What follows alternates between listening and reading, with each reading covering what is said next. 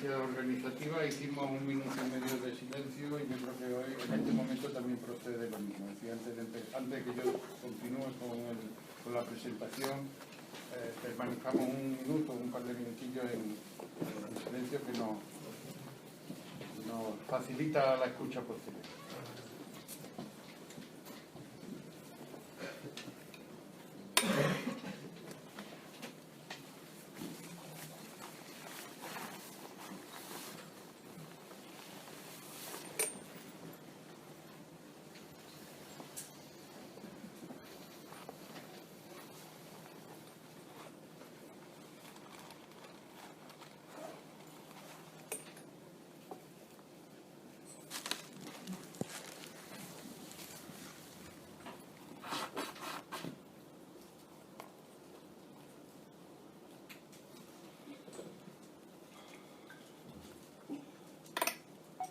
Mi nombre es Fernando Guerra Romero y realizo la presentación del conferenciante, que es Vicent Guillén, doctor en Ciencias Químicas por la Universidad de Valencia y que trabaja en el Departamento de Hematología y Oncología del Hospital Clínico de esa ciudad. Trabaja como investigador en la predisposición genética del cáncer. Para Guillén y otros muchos terapeutas, un trauma emocional puede ser el origen de la enfermedad. Si lo que el ser humano piensa o expresa es distinto de lo que siente, la represión genera un conflicto que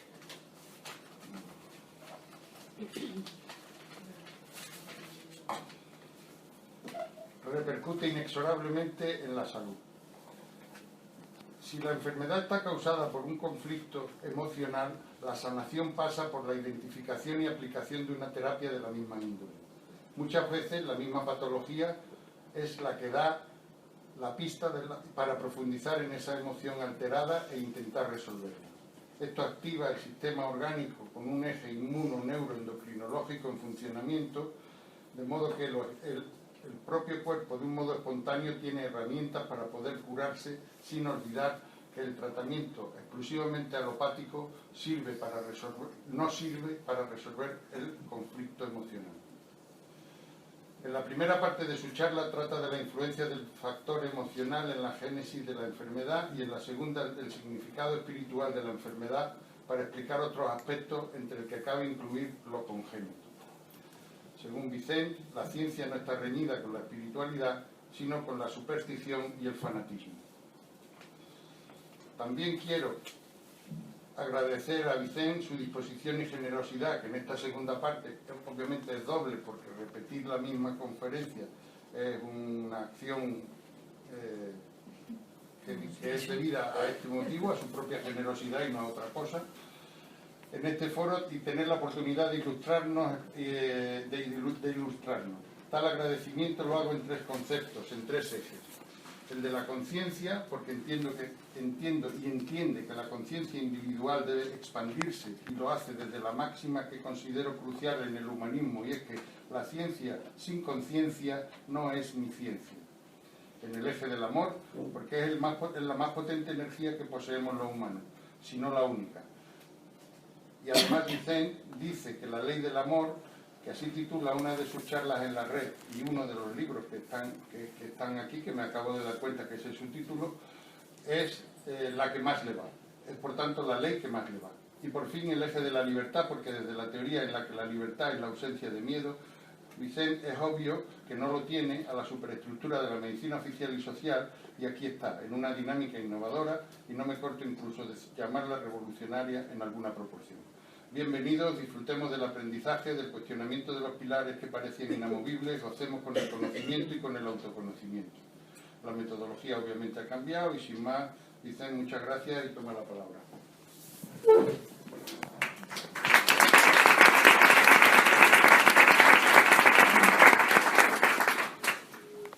Esto yo ya lo he vivido. No es un déjà vu. Bueno, gracias Fernando y gracias Pilar por todo el trabajo que habéis hecho para organizar esta charla. Sentimos que haya tenido que ser así, pero bueno, lo importante es que estamos y vamos a poder, por lo menos la idea ha sido que nadie se quedara sin poder ver la charla. La charla se titula El origen emocional de la enfermedad.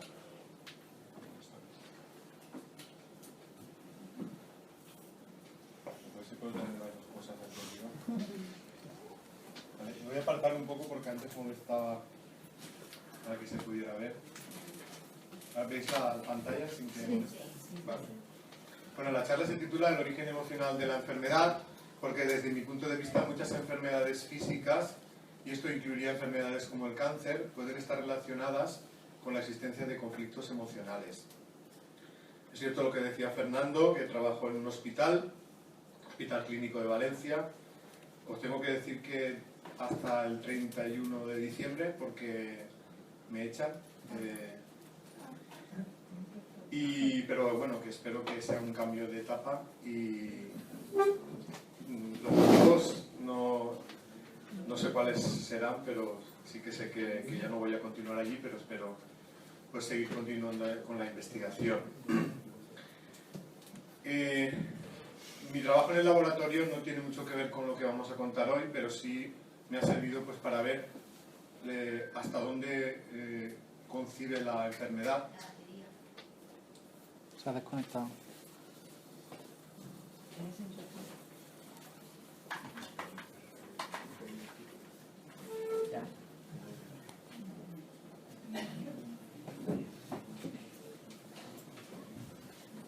Bueno, os comentaba que el tener una formación científica y haber trabajado todos estos años en genética del cáncer, pues me ha ayudado pues a darme cuenta de cómo considera la enfermedad la medicina y la ciencia y qué cosas faltan todavía por investigar. Y para mí una de esas cosas es cómo influyen las emociones en nuestra salud física. Por eso en la charla vamos a hablar de una forma de entender la enfermedad y su tratamiento que sí que tiene en cuenta el factor emocional, que es la nueva medicina germánica. Y en una segunda parte de la charla vamos a hablar del significado espiritual de la enfermedad, porque para mí la enfermedad no se puede entender completamente si no es viéndola desde el punto de vista espiritual. Y eso me va a servir de excusa para hablaros de un libro, Las leyes espirituales, que si no lo conocéis, pues espero que a partir de hoy os empiece a picar la curiosidad. Para empezar la charla os quería hablar un poquito de lo que es el cáncer, aunque no solo vamos a hablar de cáncer, sí que va a ser una de las enfermedades centrales de los descubrimientos que se han hecho respecto a cómo influyen las emociones en la enfermedad. Y para eso quería utilizar pues un vídeo donde estaría representado lo que podríamos ver a través de un microscopio. Eso que veis ahí son las células de nuestro cuerpo, una representación, y veis ahí unas células así más oscuritas. Estas son las células cancerosas, son células que empiezan a crecer por encima de lo normal en un determinado momento, y si ese crecimiento continúa, pues poco a poco se acaban formando los tumores. ¿Por qué ocurre eso? ¿Por qué en un determinado momento las células empiezan a crecer y se acaba produciendo el cáncer? Pues básicamente la ciencia, la medicina, lo atribuye a la presencia de alteraciones genéticas de la propia célula tumoral. Podríamos decir que los genes son como los planos que le dicen a las células cómo tienen que funcionar. Y si esos planos se alteran, puede ocurrir que las células se mueran o que pierdan el control sobre su división. Hay agentes químicos y físicos que producen daños en los genes, por ejemplo la radioactividad o agentes que están en el humo, todo eso provoca daños en los genes. Por eso se considera que las personas que han estado expuestas a agentes que dañan el ADN tienen un mayor riesgo de tener cáncer.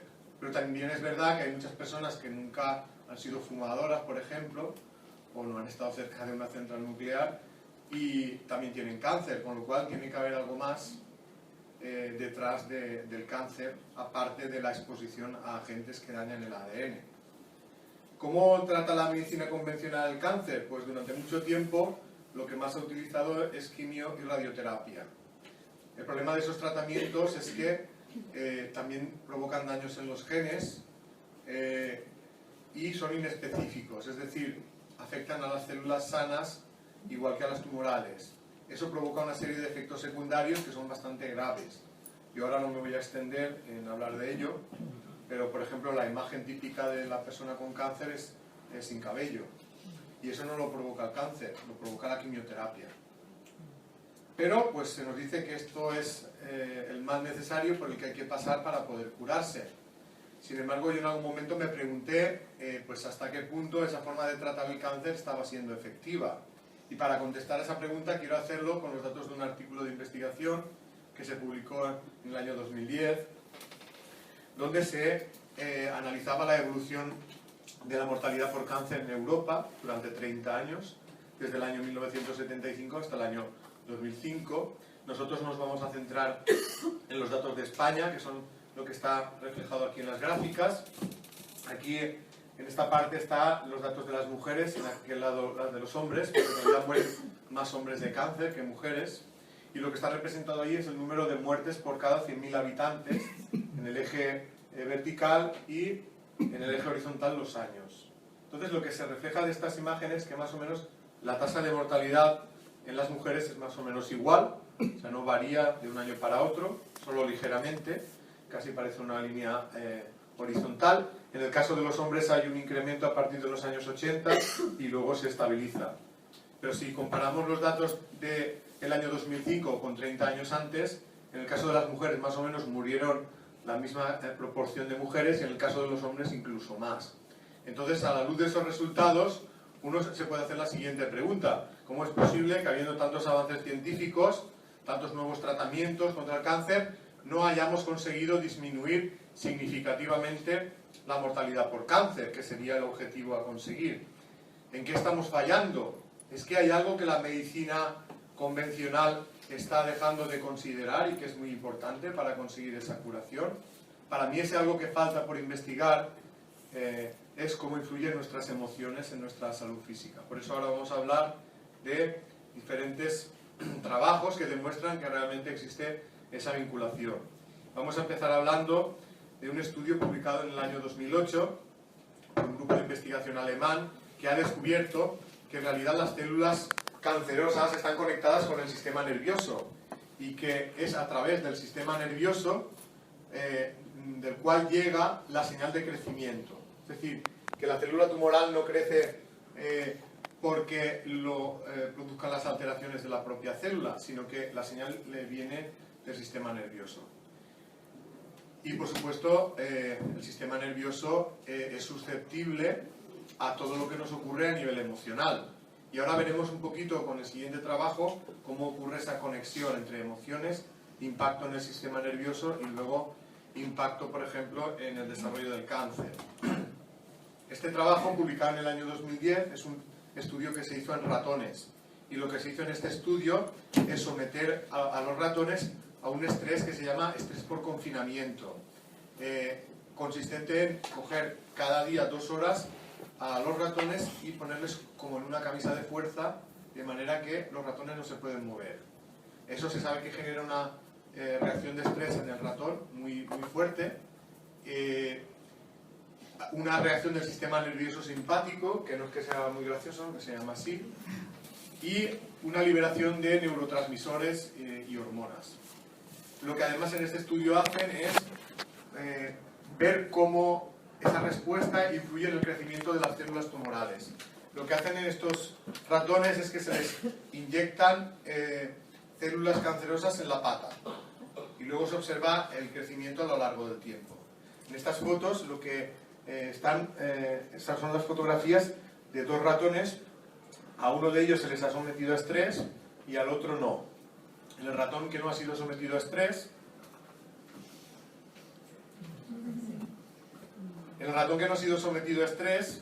el crecimiento de las células tumorales se produce en la pata, que es donde han sido inyectadas. Ahí está marcado en color morado. Toda esa zona es la zona de crecimiento de célula tumoral. En el ratón que ha sido sometido a estrés, aparte de crecer ahí, observáis también en la zona de los pulmones como hay una mancha violeta. Es decir, que ahí lo que ha ocurrido es que en los ratones con estrés, ese estrés ha contribuido a que el cáncer se disemine por su cuerpo. Todo eso provocado a través de una reacción del sistema nervioso. De hecho, en el propio trabajo inyectan a esos ratones un fármaco que bloquea la señal del sistema nervioso, y eso impide o disminuye la diseminación del cáncer en los ratones. Es decir, que se comprueba que realmente el estrés influye en el crecimiento de las células tumorales y lo hace a través de la influencia en el sistema nervioso. Este es otro trabajo del año 2008, es un trabajo realizado por la Universidad de Londres y es un estudio epidemiológico, donde lo que hacen es intentar averiguar si el estrés influye en el riesgo de tener cáncer. En realidad es un estudio estadístico donde reúnen los datos de 165 estudios, y a la conclusión a la que llegan es que realmente las personas que tienen un mayor nivel de estrés tienen también un mayor riesgo de desarrollar cáncer. Y no solo eso, sino que las personas que ya tienen cáncer y que tienen mayores niveles de estrés también sobreviven menos tiempo. Es decir, que influyen tanto en el riesgo de tener cáncer como en la supervivencia cuando el cáncer ya se ha desarrollado. Otras conclusiones del trabajo es que existe una incidencia de cáncer más alta asociada a la depresión. Las personas con depresión tienen un riesgo el doble de tener cáncer que aquellas que no la tienen. También la personalidad propensa al estrés y la actitud negativa frente a los problemas aumentan el riesgo de tener cáncer. Todo esto era un pequeño preámbulo para hablaros del trabajo del Dr. Hammer, un doctor alemán en medicina y física, que trabajaba en un hospital en Múnich, era jefe del servicio de medicina interna, el hospital oncológico, el hospital dedicado al tratamiento del cáncer, hasta que un hecho trágico cambia su vida. Y ese hecho trágico veremos que tiene mucho que ver pues, con los descubrimientos que él hará posteriormente. Resulta que el doctor Hammer tenía un hijo, Dirk Hammer, que es este chico que veis en la imagen, y Dirk Hammer estaba pasando unas vacaciones en Italia. Resulta que una mañana pues alguien que iba medio borracho, jugando con un arma, le apunta a él y le dispara. Y a consecuencia de ese disparo, Dirk Hammer queda en coma. Os preguntaréis, ¿esto qué tiene que ver con el tema del cáncer? Pues tiene mucho que ver porque a raíz de este hecho, el doctor Hammer y su mujer desarrollan un cáncer. O sea, los padres de Dirk Hammer, ambos desarrollan un cáncer. Él de testículo, ella de mama. Dirk Hammer, después de varios meses en coma, acaba falleciendo. Su madre y la mujer del doctor Hammer también fallecen. Y en ese estado de cosas, el doctor Hammer dice haber tenido una especie de sueño muy vívido, donde dice que contacta con su hijo, convenciéndose de que sigue viviendo en otro plano de la existencia. A partir de ese momento, el doctor Hammer se recupera espontáneamente de su cáncer e inicia una nueva investigación basándose en la hipótesis de que tanto su cáncer como el de su mujer estuvieron relacionados con el brutal conflicto que vivieron con la muerte de su hijo. Él se pregunta si en el caso mío y en el de mi mujer el cáncer ha aparecido después de este suceso, no puede estar relacionado, y también piensa, ¿no puede haber alguna relación semejante en el caso de los cánceres de otras personas? ¿Que haya algún tipo de trauma anterior a la enfermedad que sea el detonante de esa enfermedad? Pues esto es lo que él va a intentar descubrir con su investigación. Es una investigación que dura muchísimos años, más de 30, donde él analizará más de 100.000 casos. Y después de esta investigación llega una serie de conclusiones que yo os voy a intentar resumir a partir de ahora. Una de esas conclusiones es que el cáncer y otras enfermedades son un programa biológico de la naturaleza que se activa cuando hay una situación que pone en riesgo la vida. Esta situación que pone en riesgo la vida puede estar causada por un problema físico, pero también por un conflicto psicológico. Para que sea causada por un conflicto psicológico, tiene que ser un conflicto grave, desde el punto de vista de la persona que lo sufre, que suele pillar por sorpresa y que se vive en soledad. Además, él se da cuenta que en el momento en que se produce este conflicto, se produce una alteración eléctrica en el cerebro, en una zona muy concreta, y la alteración tiene forma de círculos concéntricos. Aquí en esta imagen es una imagen de un TAC, que es donde se puede observar esta alteración. Vemos aquí el centro de esa diana, los círculos concéntricos alrededor. El doctor Hammer dice que la intensidad del conflicto es lo que determina la intensidad de esta alteración. Es decir, conflictos más intensos producen alteraciones en el cerebro más extensas y enfermedades más graves. Además, él se da cuenta que el lugar donde aparece esa alteración en el cerebro no es al azar, sino que existe una correspondencia entre tipo de conflicto emocional, lugar en el cerebro donde impacta ese conflicto y órgano que luego va a desarrollar la enfermedad. De hecho, él tiene una serie de mapas del cerebro donde sitúa cada conflicto, donde impacta en el cerebro y qué órgano está relacionado con esa parte del cerebro. Un ejemplo que vamos a poner es el cáncer que afecta a las glándulas mamarias. A nivel emocional, aquí tendríamos un conflicto de preocupación o pelea en el hogar. A nivel cerebral, la alteración se produciría en el cerebelo, que es esa zona de atrás que veis en la imagen de color amarillo y naranja. Si la ampliáramos, tendríamos esta otra imagen y veis ahí coloreados dos círculos naranjas. Pues estos serían los lugares donde se producen las alteraciones eléctricas cuando hay un conflicto de esa naturaleza. Y luego el cáncer aparecería pues en la mama, en una de las mamas. En realidad aquí hay una regla de lateralidad, y es que si la alteración aparece en el lado derecho del cerebelo, la mama afectada es la contraria, la izquierda, y viceversa. Y esto ocurre porque los hemisferios cerebrales están conectados con los lados contrarios del cuerpo a partir del cuello.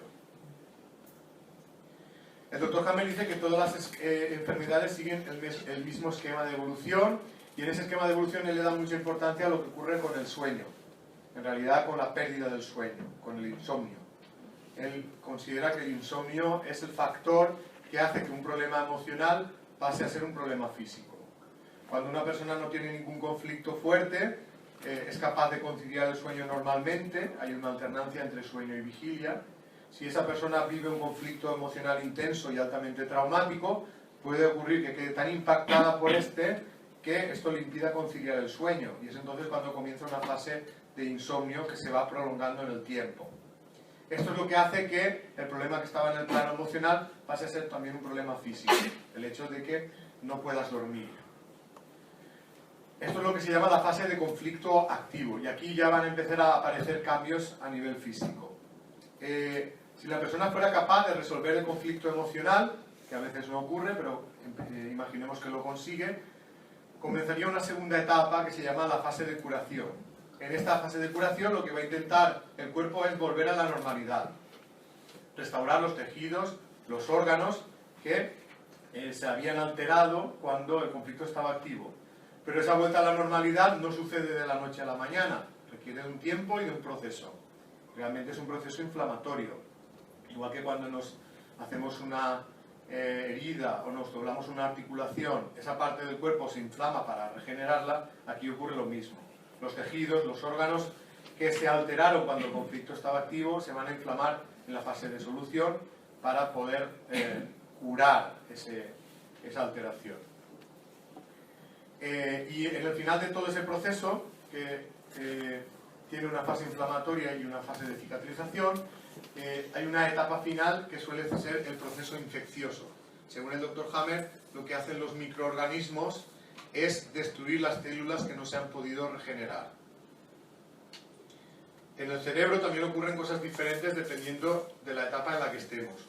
Cuando el conflicto está activo se produce esa alteración eléctrica que hemos dicho, y cuando se está en la fase de solución esa parte del cerebro se va a inflamar.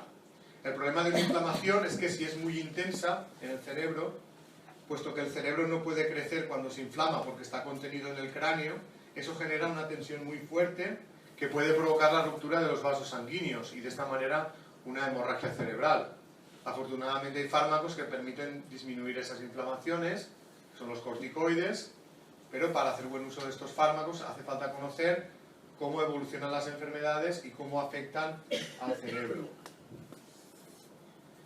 Hay algunos estudios recientes que le dan la razón al Dr. Hammer en ese esquema que propone de desarrollo de evolución de las enfermedades.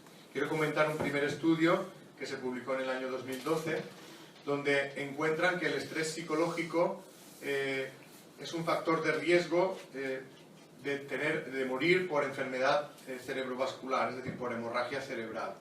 Seguramente todos habréis conocido el caso de personas que aparentemente gozaban de buena salud y que pues de la noche a la mañana pues han tenido una hemorragia cerebral y o se han muerto o se han quedado paralizadas de una parte de su cuerpo. Y aparentemente esto ocurría sin que hubiera una razón, ¿no? Como si fuera una macabra lotería que te puede tocar, a cualquiera en cualquier momento. Desde este punto de vista no sería así. Sí que habría una explicación. Quizá la explicación podría ser que esa persona está pasando por un conflicto emocional que ha sido altamente intenso y que ya está en fase de solución. Y que en esa fase de solución pues ha provocado la inflamación del cerebro y la ruptura de los vasos sanguíneos, porque ha sido una inflamación intensa. Por eso en el artículo encuentran una relación entre el estrés psicológico y el riesgo de morir de hemorragia cerebral, porque realmente existe esa vinculación y el Dr. Hammer nos lo explica muy bien. Si no conociéramos la explicación que da el Dr. Hammer, nos sería difícil entender cómo una cosa se relaciona con la otra. Este es otro trabajo publicado en 2011 que le da la razón al Dr. Hammer en otra de sus predicciones, cuando habla de que el cuerpo tiene mecanismos naturales para curarse, incluso de enfermedades como el cáncer. El título del artículo es La remisión espontánea del cáncer. Os voy a leer un trocito del artículo. Dice así, dice: la curación espontánea del cáncer es un fenómeno que ha sido observado por cientos y miles de años y después de haber sido objeto de muchas controversias, ahora se acepta como un hecho indiscutible. Una revisión de los informes anteriores demuestra que la remisión se asocia con infecciones agudas, fiebre e inmunoestimulación, que es todo lo que ocurre en la fase de solución según el Dr. Hammer. En nuestros incesantes esfuerzos para ir más allá de la naturaleza para combatir el cáncer, a menudo pasamos por alto los mecanismos que la naturaleza ofrece para curar nuestras enfermedades. Como luego veremos respecto a cómo enfocar la terapia del cáncer, esto tiene mucha influencia, porque más bien se va a intentar aprovechar, más que intervenir tú para curar, lo que vas a intentar es aprovechar los mecanismos que tiene el cuerpo para curarse a sí mismo. Y ahora es cuando os quiero hablar del significado biológico de la enfermedad. Hemos dicho antes que, según el Dr. Hammer, la enfermedad es una respuesta del cuerpo ante una situación de emergencia orgánica, una situación que pone en riesgo la vida. Esta situación de emergencia orgánica puede estar causada por un problema físico, pero también por un conflicto emocional. Y esto, como mejor se entiende, es con un ejemplo. Y el ejemplo que voy a poner es el cáncer de pulmón. Según el Dr. Hammer, el cáncer de pulmón se origina como consecuencia de un conflicto de falta de aire. O sea, no llega bastante oxígeno, no se consigue el oxígeno necesario para seguir viviendo. ¿Por qué puede haber una falta de oxígeno? Puede ser una causa física, por ejemplo en el fumador, que ha estado toda una vida con este hábito, pues llega un momento en que ha deteriorado tanto sus pulmones que estos no pueden captar el oxígeno que necesita la persona para vivir. El cuerpo detecta esa falta de oxígeno y el cerebro envía una señal a las células de los alveolos pulmonares para que empiecen a crecer. Y entonces se forman tumores en los pulmones. Pero esos tumores sí que tienen una función biológica. Serían como una especie de pulmón de emergencia que va a intentar captar el oxígeno que esa persona ya no puede captar con sus pulmones normales. Pero también puede haber una causa emocional que active ese mismo programa. La causa emocional sería un conflicto intenso de miedo, ansiedad o angustia. Cuando una persona está viviendo un conflicto de esa naturaleza, su respiración se vuelve insuficiente, hasta el punto de que le puede faltar el oxígeno necesario para vivir. El cuerpo detecta esa falta de oxígeno y activa el programa que tiene para intentar captar más. El cáncer de pulmón. Es decir, que el cuerpo no sabe exactamente por qué falta el oxígeno. Le da igual que sea una causa física o que sea por un conflicto psicológico. Pero como el resultado de ambos es que falta oxígeno, pues el cuerpo reacciona con un programa para intentar captar más. Pues de esa manera el Dr. Hammer intenta explicar cada una de las enfermedades, intentando ver su significado biológico. Por todo lo que he dicho hasta ahora, alguien puede pensar pues, que realmente esto no se cumple, porque si empezamos ahora a preguntar a cada uno por su vida emocional, todo el mundo va a contar un montón de problemas, pero no todo el mundo está físicamente enfermo, aunque la mayoría tiene un achaque u otro. En realidad no es el hecho en sí tener un conflicto lo que te predispone a la enfermedad física, sino cómo lo llevas. Por eso podríamos decir que existe una personalidad susceptible a la enfermedad. Serían una serie de características a nivel psicológico que hacen que determinadas personas, frente a la aparición de un conflicto emocional, tengan más riesgo de que eso se transforme también en una enfermedad física. Y ahora vamos a resumir algunas de esas características. Por ejemplo, la tendencia a reprimir emociones tóxicas de cólera, resentimiento y hostilidad. La persona susceptible a la enfermedad interioriza estas emociones y tiene dificultad en expresarlas. También suelen ser personas que se sienten poco queridas en la vida. Muchas veces esto arranca desde la infancia, porque no se sintieron queridos en el seno de la familia. Eso hace que sean personas muy vulnerables a nivel emocional, que cuando aparece una situación de conflicto en la vida, les cuesta mucho de superarla. También suelen ser personas que les cuesta mucho expresar el dolor interno, sufren en silencio muchas veces. Yo suelo recomendar a todo el mundo pues que cuando tenga un problema fuerte que lo comunique, que se desahogue, porque solo el mero hecho de contarlo ya nos va a quitar parte del sufrimiento, y a lo mejor la otra persona incluso nos da un buen consejo que nos puede servir para resolverlo. También suelen ser personas que tienen miedo, se asustan profundamente de los acontecimientos negativos. Al final de la charla hablaremos con más profundidad del miedo, porque para mí es un gran causante de sufrimiento y también de enfermedad. Y ahora vamos a hacer un repaso a las relaciones entre conflictos emocionales y enfermedades físicas. Lógicamente no podemos repasarlas todas porque estaremos aquí 3 semanas, pero sí que he elegido unas cuantas que me parecen bastante significativas. Y vamos a empezar hablando del cáncer de mama. El Dr. Hammer distingue 2 tipos de cáncer de mama. Uno afecta a las glándulas mamarias y otro a los conductos galactóforos, que son los conductos por donde pasa la leche. En el primer caso tendríamos un conflicto de preocupación o pelea en el hogar, y en el segundo un conflicto de separación o pérdida de un ser querido. Con el tiempo, otros investigadores han venido a darle la razón al Dr. Hammer en esa relación entre emociones y cáncer de mama. Aquí tengo 2 estudios que fijaros que van a llegar a una conclusión muy parecida. El primero se publica en el año 2003 por la Universidad de Helsinki, un estudio en más de 10.000 mujeres, donde están intentando averiguar si hay algún tipo de evento estresante de la vida que influye en el riesgo de tener cáncer de mama. ¿A qué conclusión llegan en el estudio? A esta que os pongo aquí. El divorcio, la separación, la muerte de un familiar cercano o un amigo se asociaron con un mayor riesgo de cáncer de mama. Conflicto de separación o pérdida de un ser querido. Otro estudio que sale el año 2004 concluye que las mujeres que han perdido a su único hijo cuando el niño tenía entre 1 y 4 años de edad, es decir, cuando es pequeñito, tienen un riesgo de tener cáncer de mama casi de 3 veces mayor que las mujeres que no han pasado por esta circunstancia. Nuevamente un conflicto de separación o pérdida de un ser querido. Las enfermedades del corazón, según el Dr. Hammer, serían conflictos de territorio. Un conflicto de territorio es un conflicto donde uno pierde algo que considera de su propiedad. Esto puede ser la pérdida de la vivienda, de una empresa, de un trabajo, de un estatus social, incluso una pérdida personal si se consideraba a esa persona de su propiedad. Esto provoca diferentes enfermedades del corazón. Hay diferentes estudios que apoyan esta teoría, otros investigadores, estos son referencias, pues donde se habla de diferentes enfermedades del corazón que aumentan el riesgo de enfermedades cardiovasculares. De todas maneras, si alguien está interesado en tener las referencias completas, me puede enviar un correo electrónico y le enviaría las referencias.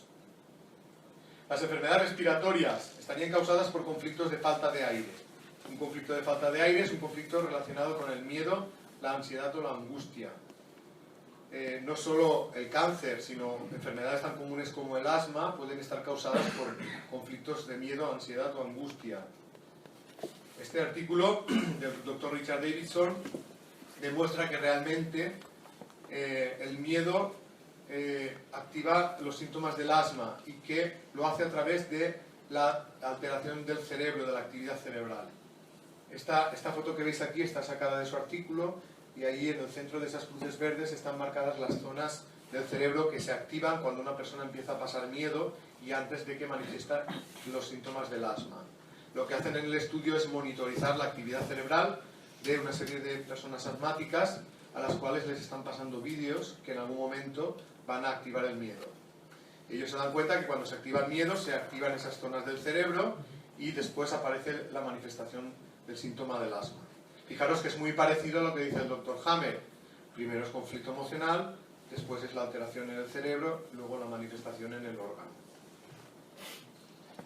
Hay otro trabajo más reciente del año 2013 que vincula al cáncer de pulmón con la depresión. Es un trabajo de un grupo de investigación de Valencia, es decir, que ya hay investigadores en España pues, que están tomando en cuenta esta relación entre emociones y enfermedad.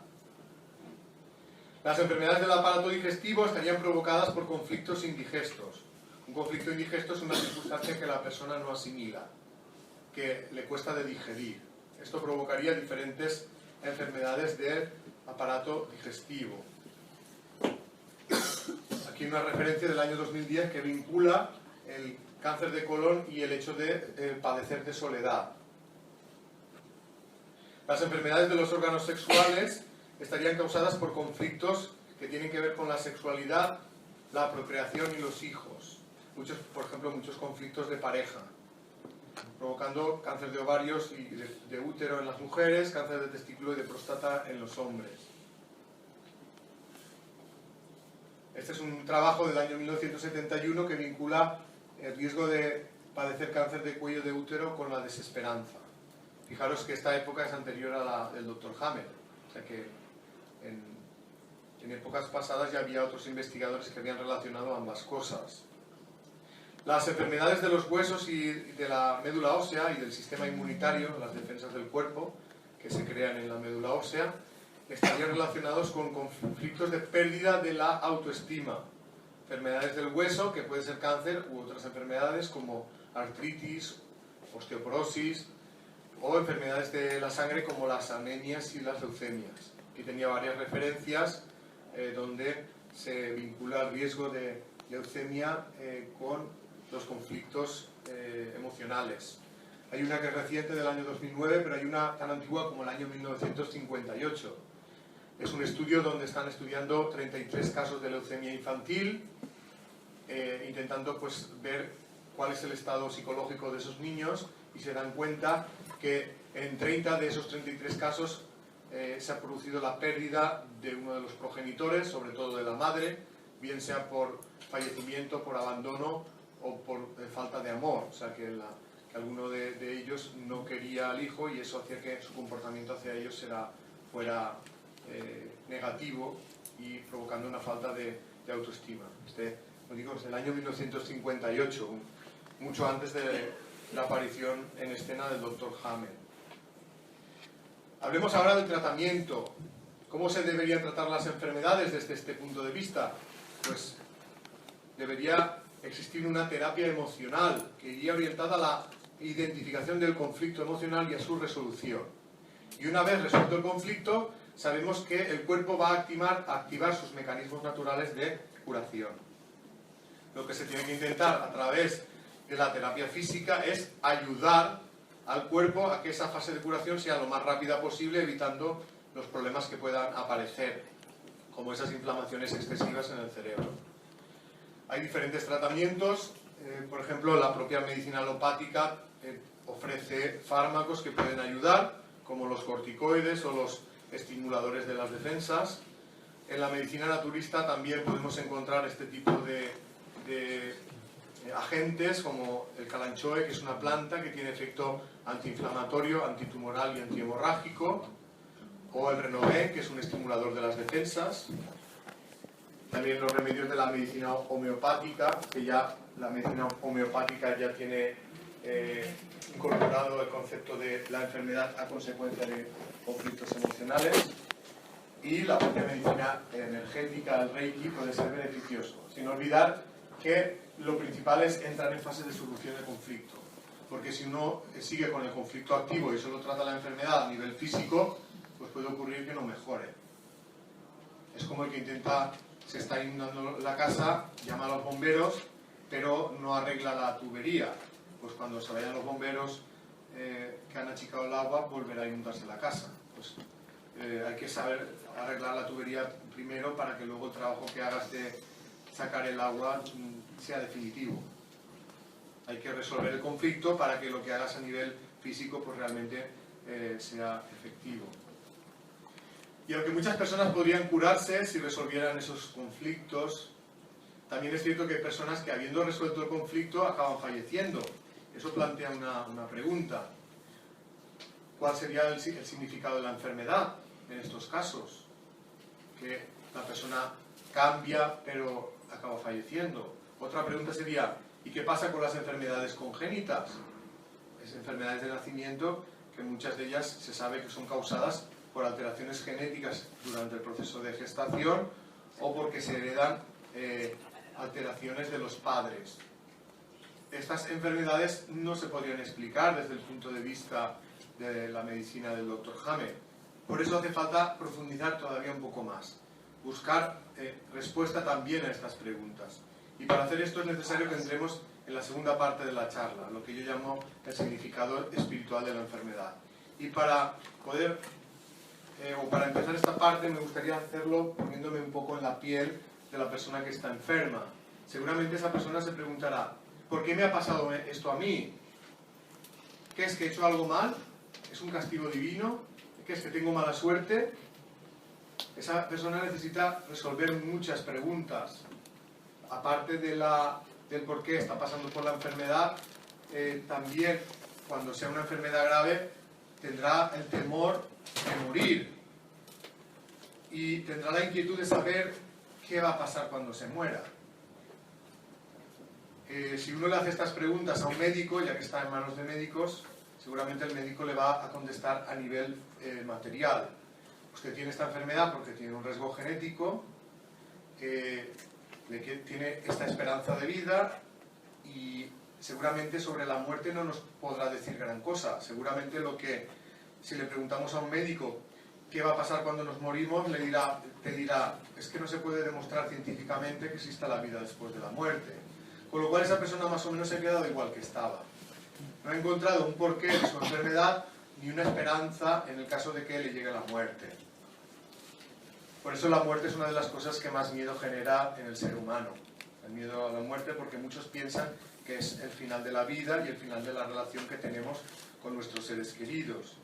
Sin embargo, para mí sí que existe una explicación, y esa explicación también ha venido a través de la investigación. Lo que pasa es que ha sido la investigación de experiencias de personas que han estado en una situación cercana a la muerte o incluso pues habiendo experimentado la muerte en sí mismo o conociendo la muerte a través de las experiencias de sus seres queridos. Primero hablaremos de las experiencias de muerte clínica, hablaremos también de las experiencias de las personas moribundas, también de las que afirman recordar vidas pasadas y el de aquellas que afirman haber contactado con seres que ya han fallecido. Las experiencias de las personas que han estado clínicamente muertas, primero definir un poco qué es la muerte clínica. Es un estado en el que la persona ha dejado de respirar, su corazón ha dejado de latir y la actividad cerebral ha quedado en cero. Y algunas de esas personas, gracias a las técnicas de reanimación que existen ahora, pues han conseguido ser devueltas a la vida. Y resulta que algunas de esas personas cuentan una experiencia que ocurrió en esos momentos en que su cuerpo estaba muerto. Esa experiencia comienza con la separación del cuerpo. Y una vez se han separado del cuerpo, ellos siguen siendo conscientes de todo. Siguen sintiendo, siguen pensando, siguen percibiendo todo lo que ocurre a su alrededor. Algunas de esas personas ya separadas del cuerpo, en sensación de ingravidez total, experimentan como una especie de viaje, como si fuera a través de un túnel. Es un viaje que sucede a toda velocidad y al final del cual, pues esas personas llegan a un lugar que describen como un lugar de mucha paz, de mucha luz, un lugar maravilloso en el que se sienten fenomenal y del cual no se querrían ir. Y en ese lugar tan maravilloso, pues suelen experimentar pues un encuentro, o bien con seres queridos que ya han fallecido, o bien con otros seres que ellos describen como sus guías. Y en ese encuentro tan especial, pues con esos seres queridos que han fallecido con sus guías, que les dice que todavía no ha llegado su hora y que se tienen que volver al cuerpo. Y cuando estas personas vuelven al cuerpo, experimentan un gran cambio en su vida. Primero, dejan de tenerle miedo a la muerte, porque han echado un vistazo y lo que han visto tiene muy buena pinta, por lo tanto no hay que asustarse. Además, experimentan un gran cambio de valores. Generalmente estamos muy preocupados por los aspectos materiales de la vida, el trabajo, sobrevivir, la vivienda, el éxito profesional, la riqueza, tener dinero, ser sexy para ligar más, pagar la hipoteca, y así vamos sumando. Y estas personas se dan cuenta que de todas esas cosas la mayoría son banalidades y que lo realmente importante es desarrollar los sentimientos. Por eso a partir de entonces empiezan a valorar más las relaciones humanas y todo lo demás queda en un segundo plano. Estas experiencias empezaron a ser tan habituales que hubo investigadores que se interesaron por estudiarlas. Quizá el pionero en la época moderna del estudio de las experiencias cercanas a la muerte es el Dr. Raymond Moody, psiquiatra y filósofo norteamericano, que escribió en los años 70 un par de libros, Vida después de la vida y Reflexiones sobre la vida después de la vida, aparte de un artículo de investigación sobre este tema. Y eso abrió la puerta a que otros investigadores se atrevieran también a contar pues, lo que ellos habían averiguado. Otro investigador es el Dr. Melvin Morse, pediatra, que trabajaba en el Hospital Infantil de Seattle y que por cuestiones de trabajo pues, atendió casos de niños que entraban clínicamente muertos y que consiguen ser reanimados y devueltos a la vida. Y resulta que algunos de esos niños también contaban con sus palabras de niño la misma experiencia.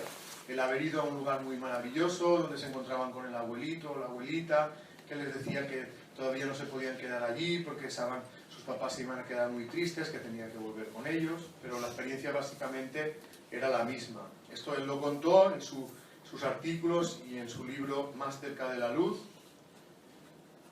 Otros investigadores en el tema, Pim van Lommel, cardiólogo holandés, que ha escrito el artículo más completo sobre experiencias cercanas a la muerte, publicado en la revista Lancet en el año 2001, y también a nivel divulgativo ha escrito el libro Conciencia más allá de la vida.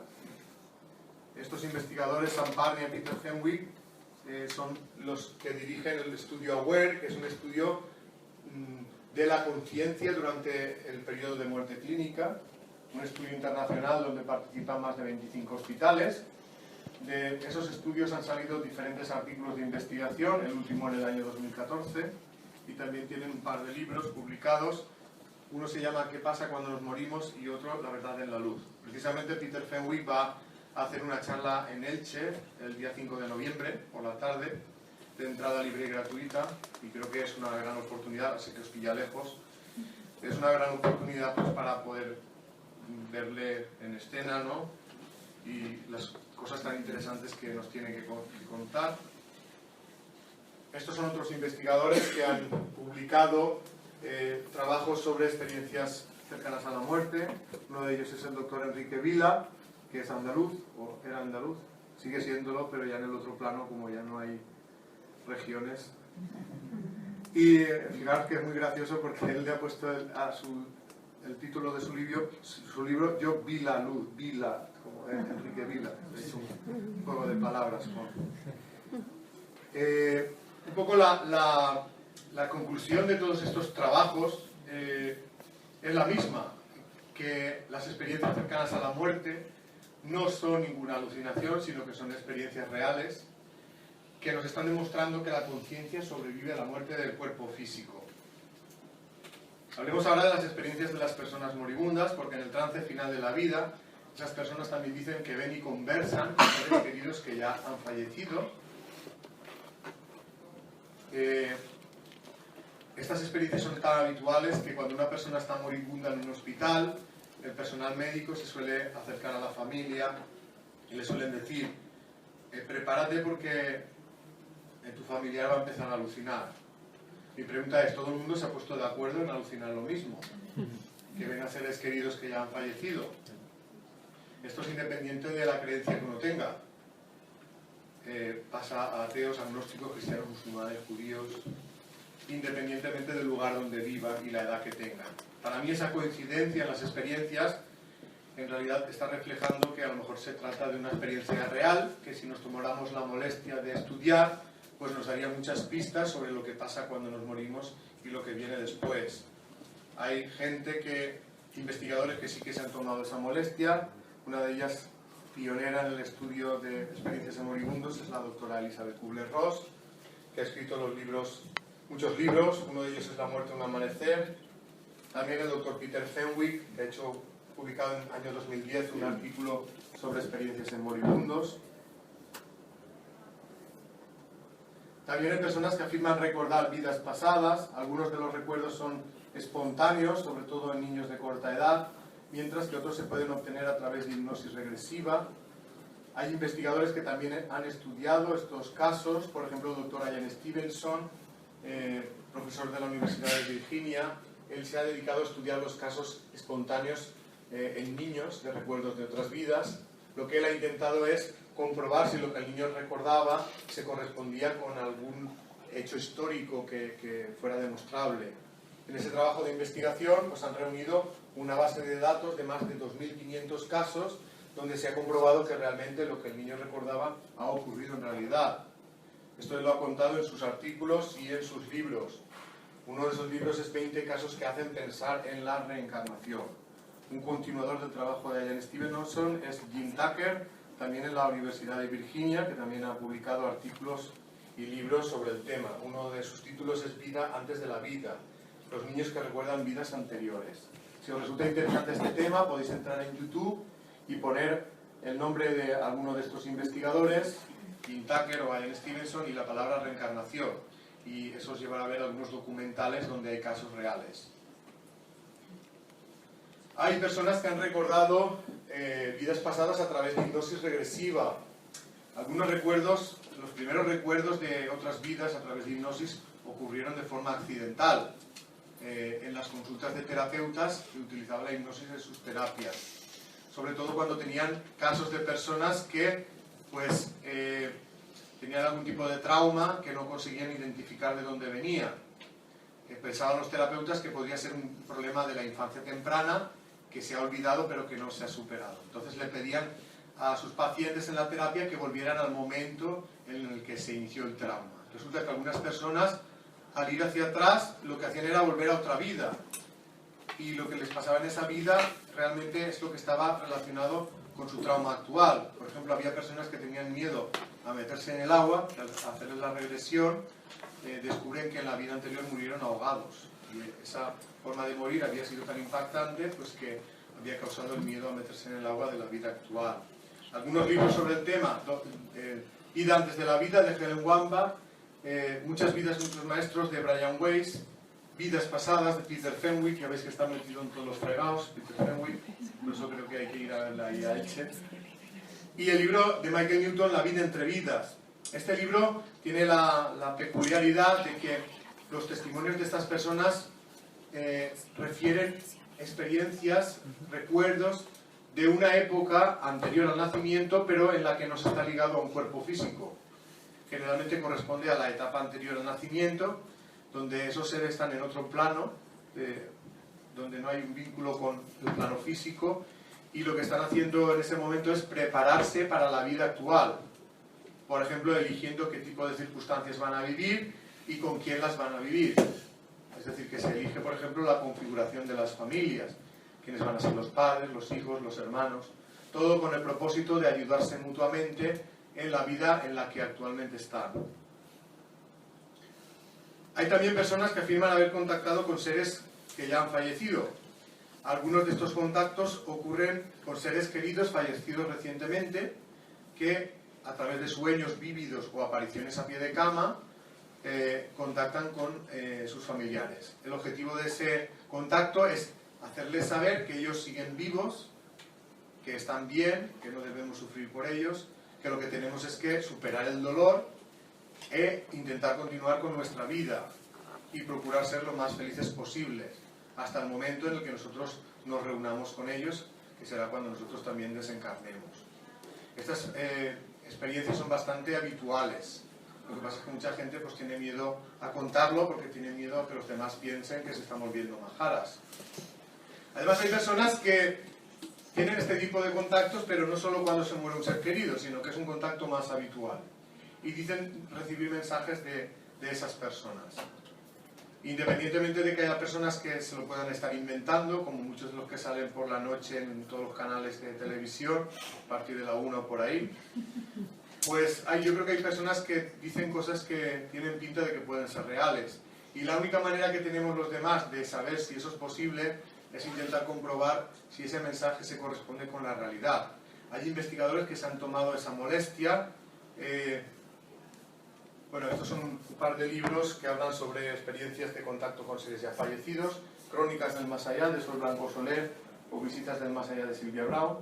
Pero aquí quería comentar el trabajo de estos investigadores, la doctora Julie Beischel y el doctor Gary Schwartz, de la Universidad de Arizona. Ellos han ideado un experimento para averiguar si ese contacto con seres ya fallecidos es posible o no. Lo que ellos han hecho es buscar a estudiantes de su universidad que hubieran tenido la pérdida reciente de un ser querido. Y le pidieron a esos estudiantes que dieran información personal, privada, de esas personas fallecidas. Luego buscaron una serie de mediums que ellos ya conocían, que les inspiraban confianza, y les pidieron que también hablaran sobre las personas fallecidas. A ser posible que fuera el propio fallecido el que contactara directamente y hablara de sí mismo. Y luego compararon la información obtenida de los estudiantes con la obtenida de los mediums. Y resulta que esa información era tan coincidente que ellos no encontraron ninguna otra explicación a esa coincidencia que realmente que era un contacto real. Esto ellos lo han explicado en diferentes artículos de investigación en los últimos años y también en un libro titulado Los experimentos de la otra vida, donde presentan evidencias científicas de la vida después de la muerte. Y ahora viene aquí de la cuestión, lo que yo llamo informaciones del otro lado, que nos van a servir para contestar a las preguntas que nos estamos haciendo. Acordaos que estamos hablando de la enfermedad. La primera pregunta sería ¿cuál es el significado de la enfermedad? Otra pregunta sería ¿qué pasa cuando nos morimos? Y ya que estamos, preguntemos sobre el sentido de la vida. Una de las cosas que se nos dice es que somos inmortales y que la vida física no es más que un instante de la vida real y que esta vida real en realidad nunca termina. Es decir, que la muerte del cuerpo no es el final de la vida, solo es una etapa de transición hacia otra existencia menos limitada, en la que todos nos vamos a reencontrar con los seres queridos que se fueron al otro lado antes que nosotros. También se nos dice que existe un plan que lo que pretende es que vayamos desarrollando nuestra capacidad de amar a través de ir experimentando en el plano físico con libertad. Y que las circunstancias a las que nos enfrentamos en la vida no son casualidad, sino que son consecuencia de lo que hemos hecho en otras vidas. Que antes de nacer ya conocemos cuáles son esas circunstancias. De hecho, son circunstancias que elegimos nosotros mismos, con el propósito de desarrollar nuestra capacidad de amar. Desde este punto de vista es a través del cual podemos explicar cuál es el origen de las enfermedades congénitas. Según esta forma de ver las cosas, esas enfermedades están relacionadas con lo que hicimos en otras vidas. Generalmente cuando actuamos generando sufrimiento en los demás, sufrimiento intenso que ha producido incluso la muerte de otros seres. Cuando alguien comete un acto semejante, ese acto queda impregnado en su propio ser como una especie de tóxico que necesita eliminar para seguir avanzando. Y una de las formas que tiene para eliminarlo es, cuando vuelven a encarnar, transferírselo al cuerpo físico. Pero en esa transferencia se produce una alteración en la configuración genética que acaba desembocando en una enfermedad congénita. Pero en realidad la enfermedad congénita es una circunstancia en la cual uno va a experimentar un sufrimiento semejante al que provocó en los demás. Y eso es lo que le sirve para aprender. Para que se entienda un poco mejor lo que quiero decir, os quiero contar un caso real que tuve la oportunidad de conocer. Es el caso de un chaval el caso me lo contó su madre. Resulta que este chaval le diagnosticaron una enfermedad congénita de nacimiento, era una leucemia, y a consecuencia de esta enfermedad, pues el chaval tuvo una vida pues, de mucho sufrimiento y murió bastante joven. Resulta que el chico tenía la ilusión de ser piloto de aviación, pero nunca le dejaron cursar los estudios de piloto, pero sí los de azafata. Y justo cuando estaba a punto de terminarlos, fallece. Os podéis imaginar pues, el dolor de la familia, el dolor de esa madre, que pensaba que ni la única cosa que le había hecho ilusión a su hijo la había podido llegar a disfrutar. Y en ese estado de cosas, ahí resulta que su hijo ya desde el otro plano se le aparece a la madre y le dice: mira, mamá, yo no quiero que sufras por mí, al morir el cuerpo se acabó la enfermedad, pero te quiero contar el porqué de mi vida. Yo esta afición que tenía a la aviación no me viene de esta vida, sino que me viene de la vida anterior, donde yo fui piloto de aviación. Pero fui piloto de aviación de guerra, y durante la Segunda Guerra Mundial yo estuve dejando caer bombas, y esas bombas hicieron que mucha gente pues muriera quemada. Yo elegí esta enfermedad porque era como una especie de ir quemándome poco a poco por dentro, de experimentar en mí mismo el sufrimiento que yo había generado en los demás, para tomar conciencia que ese sufrimiento, igual que me duele a mí, también le dolió a ellos. Eso no quiere decir que por cada acto negativo del pasado tengamos que venir a pasar por una enfermedad en el presente o en el futuro, pero sí que es cierto que es una forma de aprendizaje rápida, y muchos espíritus deseosos de aprender rápidamente la eligen. El objetivo no es castigar, sino aprender. ¿Aprender a qué? Pues aprender a amar. Y dentro del aprender a amar entra el aprender a no hacer daño a los demás. Y eso es lo que esos seres quisieron aprender con la experiencia de la enfermedad congénita. Para mí el amor en su grado máximo se puede definir como la capacidad de sentir a los demás como a uno mismo. Cuando una persona siente a las demás como a sí mismo, ya deja de querer hacerles daño. Todo lo contrario, le gustaría que los demás fueran felices, igual que le gustaría hacerlo a él mismo. Por eso intenta actuar en la vida, no generando daño a los demás. Y si incluso tiene fuerzas, incluso le puede ayudar.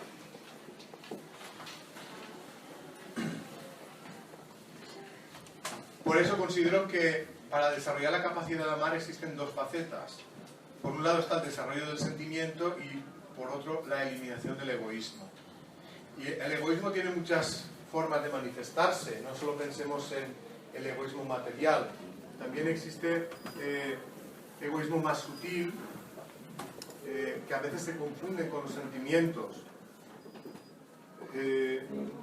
Esas formas de egoísmo, como digo, pueden ser diferentes, hay muchas, en los libros se hablan de cómo reconocerlas y de cómo intentar mejorarlas. Yo por cuestiones de tiempo solo os voy a hablar de dos que me parecen especialmente importantes, que son el apego y el miedo. Pero antes de hablar de eso me gustaría dar unas pequeñas pinceladas sobre cuál es el primer paso que deberíamos dar para poder desarrollar nuestra capacidad de amar. Y para mí ese paso es el amarnos a nosotros mismos, porque las personas que no se aman a sí mismas no pueden querer a las demás. Hay muchas personas que tienen la autoestima muy baja, que no tienen ni ganas de vivir. Por lo tanto, esas personas poco pueden hacer por el prójimo. Necesitan recuperar su capacidad de amar o su deseo de vivir la vida, y para mí es necesario que desarrollen el amor a sí mismas. Para mí el amarse a uno mismo tiene que ver con reconocer nuestras necesidades afectivas, reconocer cuáles son nuestros sentimientos y desarrollarlos para que sean el motor de nuestra vida. Y para hacer eso es necesario conocernos interiormente. Conocernos interiormente significa saber distinguir lo que sentimos de lo que pensamos. Porque dentro de lo que pensamos está la influencia de toda la educación que hemos recibido. Y si es una educación represiva con los sentimientos, podemos estar actuando por lo que pensamos en contra de lo que sentimos. Y esto nos puede hacer sufrir. Un ejemplo para que se entienda mejor. Pongamos el caso de una mujer que lleva unos años en una relación de pareja, pero se ha dado cuenta de que no está enamorada. Como no está enamorada, no es feliz ella, ni tampoco puede hacer feliz a su pareja. Si se amara a sí misma, se atrevería a decirle a su pareja: oye, que es que yo no estoy enamorada. Vamos a dejar la relación porque ni te puedo hacer feliz a ti ni soy feliz yo. Pero imaginemos que esa mujer fue educada en la educación tradicional, que le dice que la relación de pareja, imaginaos que estuvieran casados, que eso es para toda la vida y que romperlo es un pecado. Aunque eso no es lo que más nos afecta, lo que nos afecta es el qué dirán. ¿Cómo van a reaccionar los demás? Empezando por la pareja. ¿Lo va a entender o va a tomar represalias contra mí? O la familia. ¿Lo van a entender o van a tomar represalias contra mí? ¿O qué va a pensar la gente, ¿no? Sobre todo en los pueblos que se conocen todos. ¿O qué va a pasar con los hijos en el caso de que haya hijos en la relación? ¿O qué va a pasar con la hipoteca? Menudo marrón si entre los dos ya no la podíamos pagar. El otro día dijeron en las noticias que ahora que había remontado un poco la economía, se habían empezado a divorciar más personas porque ya no tenían miedo a quedarse desamparadas económicamente. Y eso es una gran verdad. Había muchas parejas que estaban unidas pues por el tema de la economía, de no perder la casa y la vivienda. Imaginemos que esa mujer, por alguna de esas razones o por una suma de todas ellas, decide continuar la relación. Pues aquí tenemos una persona que no se ama a sí misma, porque actúa por lo que piensa, influenciada por la educación que ha recibido, en contra de lo que siente. Y esto, lógicamente, le hace sufrir. Y si ese sufrimiento no se resuelve, puede acabar en una enfermedad. Muchos casos de cáncer de mama, que son de separación o pérdida, en realidad son casos de parejas en desamor. El conflicto se activa en el momento en que esa persona ya está viviendo sin amor y sufriendo a consecuencia de ese desamor. Y cuando ya se toma la decisión de dejar la relación, comienza la fase de curación. El problema es que la medicina interpreta mal todo eso, porque cuando el conflicto está activo se produce la destrucción del tejido y en la fase de solución el crecimiento de ese tejido y la inflamación. Y como muchas veces es aquí donde se detectan las enfermedades, entonces cuando viene el diagnóstico, cuando forma parte de un proceso de regeneración. Por eso yo suelo recomendar a todo el mundo, ya no por el tema de la enfermedad, sino por el tema de ser felices, que mire en su vida si vive de acuerdo con lo que siente o no. Y si se da cuenta de que no vive de acuerdo con lo que siente y sufre a consecuencia de ello, que empiece a cambiar eso. Primero, en que se aclaren cuáles son sus sentimientos y cuando ya lo tenga claro, que tome decisiones para vivir de acuerdo con esos sentimientos. Seguramente de esa manera empezará a ser más feliz, empezará a sufrir menos y seguramente también las enfermedades relacionadas con ese sufrimiento irán poco a poco mejorando. También en el tema del amor a los demás, a veces estamos un poco confundidos. Dejamos que ese amor se impregne de egoísmo. Para mí el verdadero amor, en su grado máximo, ha de ser incondicional. Es decir, la persona que ama verdaderamente no espera nada a cambio de lo que hace. Y el que actúa por interés no está amando verdaderamente. También es necesario que el amor sea libre. Es decir, no se pueden forzar los sentimientos. Tú no puedes obligar a nadie a que te quiera. Ni te pueden obligar a querer a alguien a la fuerza. Esto es algo que ha de nacer espontáneamente, y más en el tema de la relación de pareja. Seguramente nadie se identifica en esos aspectos. Por ejemplo, cuando uno piensa en el amor a los hijos, suele pensar, no, yo a mis hijos los quiero más que a mi vida, daría mi vida por ellos. Pero con todo lo que hago por ellos, y mira cómo me lo pagan. Creo que más de una lo habrá dicho. A partir de hoy ya no, porque se va a acordar de lo que voy a decir ahora. Y es que en esa forma de querer, del mira cómo me lo pagan, estamos reconociendo que sí que esperamos algo a cambio de los hijos. ¿Y qué es lo que esperamos? Que hagan lo que nosotros queremos. Con lo cual ya no estamos respetando su libertad. Es decir, que en esa forma de querer ya hay una parte egoísta. Y esa forma de querer egoísta es a lo que llamamos en el libro el apego. El apego, definido de una forma muy breve, es el amor posesivo, el de la persona que cree que la persona amada es de su propiedad y que eso le da derecho a vulnerar su libertad y su voluntad. Algunos ejemplos de personas que vulneran el libre albedrío por culpa del apego. Por ejemplo, hay apego en la madre que retiene a los hijos a su lado cuando se quieren independizar, o hay apego en el marido que considera a la mujer de su propiedad y anula su libertad para satisfacer sus deseos. Quien dice marido a la mujer, dice mujer al marido. En general, en cualquier relación de pareja, cuando uno de los dos en la pareja se cree con derecho de decidir por el otro, ya está actuando con apego. Y si actúa así, y no lo quiere reconocer, lo que hace es hacer sufrir a la otra persona y sufrir él mismo o ella misma. Algunos libros que hablan sobre el amor y la diferencia entre el amor y el apego son la saga de libros de Ami, de Enrique Barrios, por eso los recomiendo. Y ya para acabar la charla, y como dije al principio, me gustaría hablar un poco del miedo. Quizá el miedo más profundo, el que más sufrimiento causa, es el miedo a no ser queridos. Dentro del miedo a no ser queridos entra pues, el miedo a la agresividad, o sea, a la violencia física, el miedo a la violencia psicológica, que nos hagan sufrir, por ejemplo, el miedo al desprecio, al rechazo, a la incomprensión. Y finalmente el miedo a la soledad, a que no nos quiera nadie. Cuando una persona tiene miedo a no ser querida, muchas veces lo que hace es amoldarse a una forma de ser que no es la suya, sino que es la que los demás esperan de él. Esas demás personas suelen ser personas a las que queremos agradarlas y creemos que si les complacemos en todo nos van a querer más. Pero si en ese deseo de complacer a los demás acabamos renunciando a nuestra forma de ser, lo que vamos a conseguir es ser esclavos en nuestra propia vida. Además tampoco vamos a conseguir que nos quieran más, porque la persona que realmente te quiere jamás te pediría que renunciaras a tu libertad y a tu voluntad. Y el que te pide eso no te ama, solo se está aprovechando de ti. Por lo tanto, considero que renunciar a la libertad es un sacrificio inútil, porque no conseguiremos que nos quieran más, solo que se aprovechen más de nosotros, como ocurre aquí en la foto de la diapositiva. Dependiendo de cómo se manifiesta el miedo, nos podemos predisponer a unas enfermedades o a otras.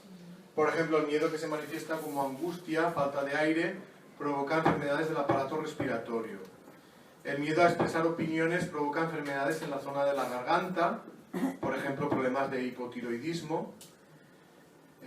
Quien dice expresar opiniones, también expresar sentimientos. La persona que reprime la expresión de sus sentimientos, que no verbaliza lo que siente, también suele tener problemas en esa zona. El miedo que se manifiesta como represión de la personalidad suele provocar los conflictos indigestos, enfermedades del aparato digestivo.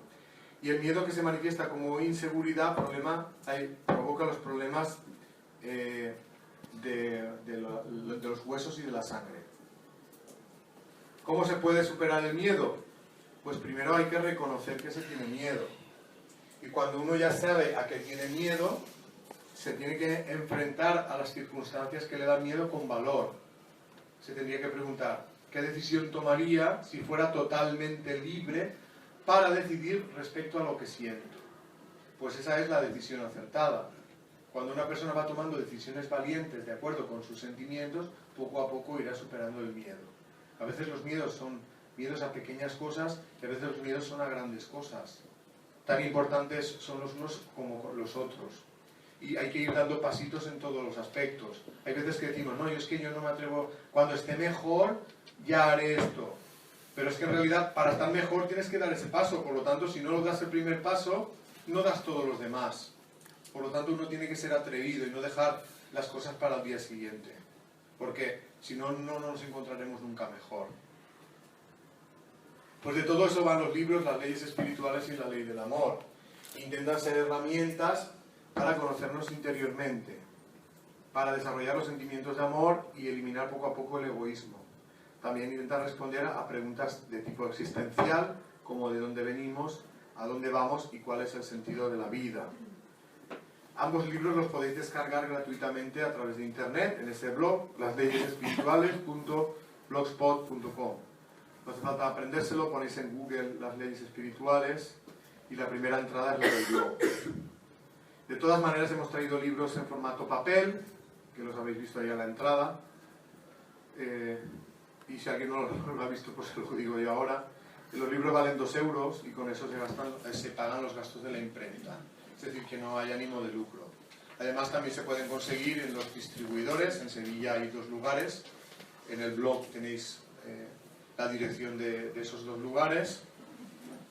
Y también se pueden conseguir si se piden al correo electrónico, se pueden enviar por correo postal. Y ya para ir acabando la charla, deciros pues que la enfermedad, desde el punto de vista espiritual, puede tener 2 orígenes.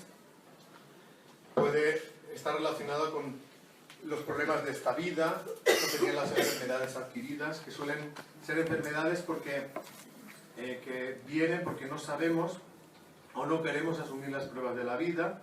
Eso genera sentimientos negativos como la impotencia, el rencor, la rabia, la desesperanza, que van haciendo mella en nuestro interior y también, por tanto, en nuestro exterior.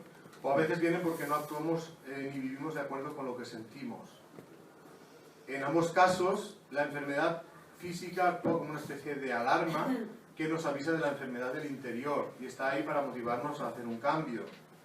También, por otra parte, están las enfermedades congénitas, cuyo origen se encuentra en los actos realizados en otras vidas, actos negativos realizados contra otros seres en otras vidas. En realidad esto es una prueba para tomar conciencia del sufrimiento causado a los demás. Es una prueba de sensibilización, pero que elige uno mismo, es decir, no es impuesta por nadie. En cualquiera de los dos casos, la enfermedad debilita las barreras mentales que aprisionan la manifestación de nuestro interior, y eso nos ayuda a adquirir un mayor grado de sensibilidad. Sensibilidad respecto a nuestros sentimientos y sensibilidad respecto a los sentimientos y sufrimientos de los demás. Es decir, que la enfermedad tiene un significado, que no es el de castigarnos, sino el de ayudarnos a evolucionar. Si esto lo tuviéramos presente, seríamos capaces de enfrentar con más serenidad cualquier enfermedad, por muy grave que ésta fuese. En realidad podríamos enfrentar cualquier obstáculo o problema de la vida, incluso la muerte, tanto la propia como la de un ser querido. Porque en realidad la muerte no existe. La muerte es solo una etapa de transición hacia nuestro verdadero hogar, que está en el plano espiritual. Por lo tanto, no deberíamos entristecernos tanto cuando un ser querido nuestro fallece, sino más bien alegrarnos por su entrada en la vida, porque la vida en el plano espiritual, yo os digo que es bastante mejor que la de aquí. Nosotros lloramos por los que se mueren, y los que están en el plano espiritual lloran por los que nacen, porque nacer para este mundo es morir para el otro, y morir para este mundo es nacer para el otro. Igual que aquí lloramos a los que se van y vuelven al plano espiritual están naciendo para el otro mundo y tienen una bienvenida, allí se alegran cuando llegan. Si todo esto lo supiéramos encajar mejor, como digo, no nos entristeceríamos tanto cuando un ser querido pasa al plano espiritual. En realidad, si lo miramos bien, todo el sufrimiento del mundo tiene el mismo origen, la ausencia de amor, llamémosla egoísmo. Igual que la suma del egoísmo de cada persona puede hacer del mundo un auténtico infierno, como vivimos en la actualidad, cuando ese egoísmo se transforme en amor, la suma del amor de cada persona transformará el mundo en un paraíso. En nuestra voluntad está el hacer esa transformación desde el egoísmo hacia el amor, desde el interior hacia el exterior, porque con el cambio del interior, el exterior, el mundo entero cambiará. En realidad tenemos que tomar conciencia que nosotros no podemos cambiar a los demás, solo a nosotros mismos. Esto lo digo porque hay veces que cuando se acaba la charla hay personas que se acercan y me dicen: ¿cuánta razón tienes, Vicente? Todo esto que tú cuentas es lo que le pasa a mi madre, a mi padre, a mi pareja, a mis hermanos, a mis amigos, o sea, a todos menos a uno mismo. Con lo cual yo pienso, no ha servido de nada la charla. Porque en realidad nosotros, como digo, no podemos cambiar a los demás. Y muchas veces lo que seguimos haciendo es lo mismo que hacemos siempre. Y vemos los fallos de los demás y seguimos sin ver los nuestros. Y la idea es justo lo contrario. Empezar a ver más los nuestros. Está bien ver los de los demás, pero que no sea para rajar de ellos, sino para aprender y no hacer lo mismo. Porque si hay algo que no nos gusta a los demás, lo primero que tendremos que intentar es no hacerlo nosotros. Y ya para acabar la charla, hacerlo con la cita de un sabio muy antiguo que resume muy bien el mensaje de esta charla, que dice así: las enfermedades del alma están asimismo enfermos los cuerpos, curemos las almas y los cuerpos serán sanos.